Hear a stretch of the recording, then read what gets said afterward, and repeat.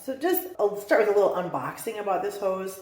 This is now the third one I've bought. I'm replacing the traditional like small tube drip irrigation to soaker hoses, and this is the third one I've bought. They do come, it does come with stakes, is that what we say, to hold it down in the ground. Mostly so like when my water kicks on and off, it kind of heaves. And then it comes with this whole bag of different connectors and clamps, and this really came in handy for us. I'll show you in the video when I go outside. You're actually able to cut this, and rather than just have to do, you know, loop it around, you can customize some of the ways that you lay it in your beds, and I'll show you that when we go outside. It does come coiled really tightly, so I'll show you what I do to make it lay a little better and make it easier to put in your beds.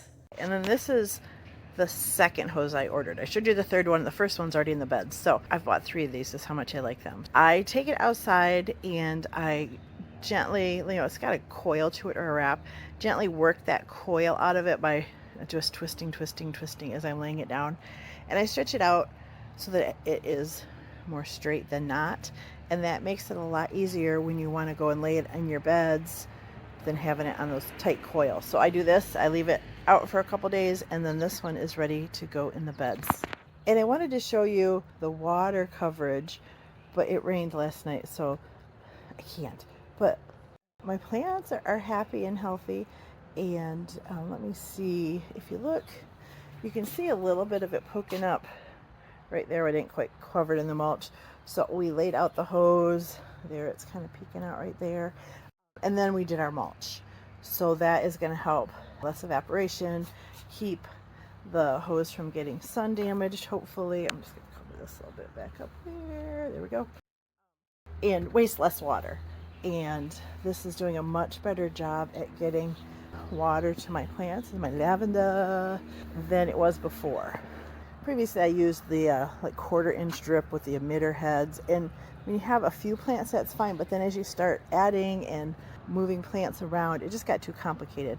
But one of the things we did with that kit is, so the source of the water is here, and then I wanted to include this little bed right here, and I didn't want to go, you know, take the hose all the way down and loop it back up. So what we did is we cut a piece of the hose, we capped it down there, and then in here somewhere is a T connector, and so the T is like this way, and one part of the T is going to that bed.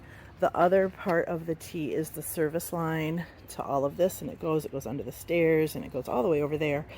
And then the third part of the T goes to the supply line. So and then I have a hunk that's left.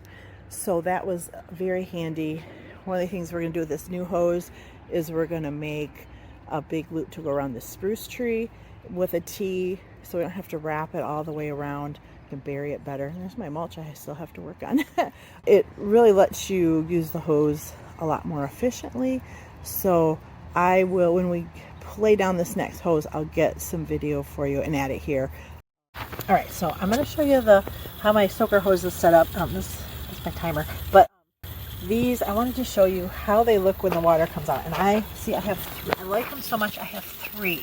Can you see that? So these 2 go up to the front section, and I just turned it on about 2 minutes ago.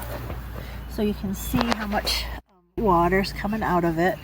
And I don't live in a real dry area, so if we get enough rain, this helps just keep everything growing. So we kind of did just a little, let me go over here, and I'm going to put this back out under the mulch to make sure it's protected from the sun and less evaporation. But we wanted to make sure we had it set after the mulch was spread, and plus I have room I can plant more plants, and who doesn't like that? So I got 3 of these. They're 150 feet, and they do come, I got to put that clip, you can see that there.